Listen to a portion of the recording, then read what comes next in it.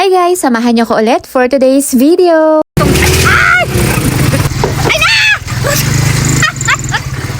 Ampay kas Jebes, bago ata kami makapunta sa ilog, mahuhulog muna yung puso ko. Mabato kasi, parang feeling ko babalentong yung tricycle namin. So ayan, may babaunin na kaming ulam, luto ng aking bayaw, papaitan. Parang mas masarap ata G ng kapartner nito Mga alas 9 na nga to ng umaga nung nag-aayaan na sa Cagayan daw kami kakain ng pananghalian. Tsaka nung time na yun biglang nag-brown out, tapos hapon na daw babalik yung kuryente, Diyos mio. Tamang-tama naman at naglabas si ate, kaya doon na lang namin babanlawan. Kaya ayan, napakadami naming baon, may kanin, singkamas, bagoong alamang at saka yung papaitan na ulam namin. Kaya ayan, super excited na si Samira. Parang pangatlong araw pa lang ng bakasyon namin pero ilog na agad. Ayan, nadaanan nga namin yung school ko nung elementary at saka high school. Ang laki na rin ng pinagbago, gumanda na siya. Papunta nga kaming Pakalat pero sa bungad lang kami. So ayan, sa mga dati kong follower, nakapag-vlog na ako dati dito. Kasama ko yung kumari ko, nilakad namin hanggang Pakalat River. Sobrang ganda talaga ng view pag papunta ka ng Pakalat. Dalawang tricycle nga kami at si Kuya Cypher sa sumusunod na tricycle kasama ng mga pinsan niya. Ayan, kung napansin nyo, sa bungad may nakabantay bago ka makapasok. Mga barangay officials. Bungad lang din kasi yung barangay hall nila. Sinabi nga lang ng bayaw ko sa mga nagbabantay na maglalaba lang kami sa may bungad at maliligo. Hindi naman kasi kami pupunta talaga sa pinaka mismong Pakalat River. Doon sa mismong may mahabang tulay at mga cottage na din kasi tourist spot na rin talaga ang Pakalat. So ayan, dito lang kami papunta kang Kalumbuyan, Sorto.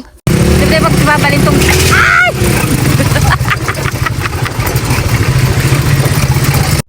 Diyos mio, nakakatakot kasi pababa tapos sobrang mabato. Medyo malayo pa kasi yung ilog sa kalsada. Yan na, delikadong sad. Ay na!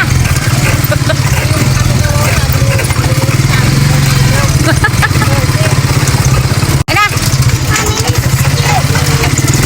Baka hantang mo makauli ati tricyclean! Ay na! Ay, delikado! Hoy! Alam, baka mapirdi! Ay na! Kawawa naman tong mga tricycle! Ay na!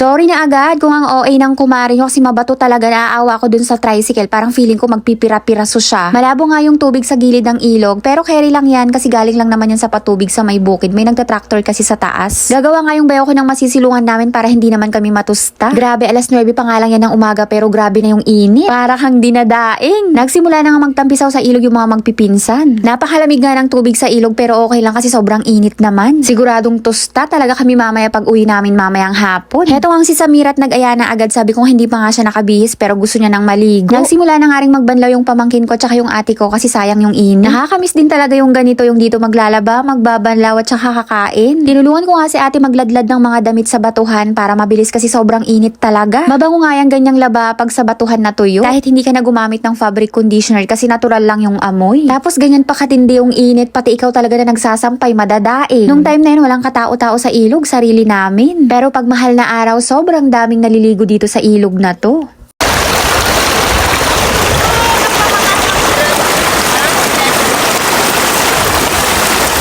Ayan, naliligo na nga si Samira habang tinatapos ni ate lahat yung babanlawan para kakain na kami mamaya.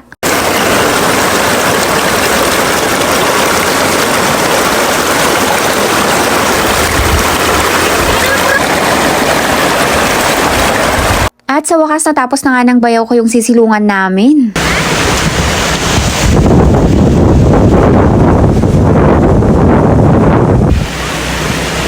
Tinapos nga lahat muna ni ate ng labahin para mamaya pag uwi namin tuyo na lahat. Si Samira nga ayaw umahon kahit sobrang init kasama niya ang ate pinsan niya. Nagtatawanan pa nga kami ni ate dyan kasi kawawa naman yung kumot na nadala. Pero pwede na yan, makatulong lang man para hindi kami masyadong mainitan. Nagsipagtigil nga lang sila maligo nung sinabing kakain na. Mga gutom na nga rin kami kasi hindi na kami masyadong nakakain kanina sa bahay kasi nga nagmadali kami. Kesa naman maghapon kami sa bahay tapos walang kuryente, dito na lang kami magpapalipas ng oras. Buti sila nanay at tatay ko ay may tambayan sila sa ilalim ng puno ng mangga. Para na din makapag-banding ang magpipinsan at sigurado tagal na naman to bago mauuli. Isang beses lang din kasi kami makauwi sa isang taon na kasama ko yung mga bata. Kaya talaga miss na miss ni Kuya Cypher at ni Samira yung ganito. Wala naman kasing ganito sa Manila kaya sinusulit namin talaga pag nakakauwi kami ng Pangasinan or Zambales. Napakasarap talaga kumain dito sa ilog tapos maraming kasabay. Kahit nga anong ulam lang yung baon mo dito basta may kanin. Pagkatapos nga namin kumain, ayan, ligo na naman sila ulit. Inabot nga kami ng alas 4 na ng hapon at tamang-tama naman tuyo na yung mga ampay ni ate. Ayan, si Samira halos hindi na makita. Walang ahon-ahon nga hanggat hindi nag-ayang umuwi. Ang mga magpipinsan ngayon halos hindi na sila makita. Malapit na ang lumubog ang araw nung pauwi na kami. Yun lang muna guys for today's video. Agyamanak! Bye!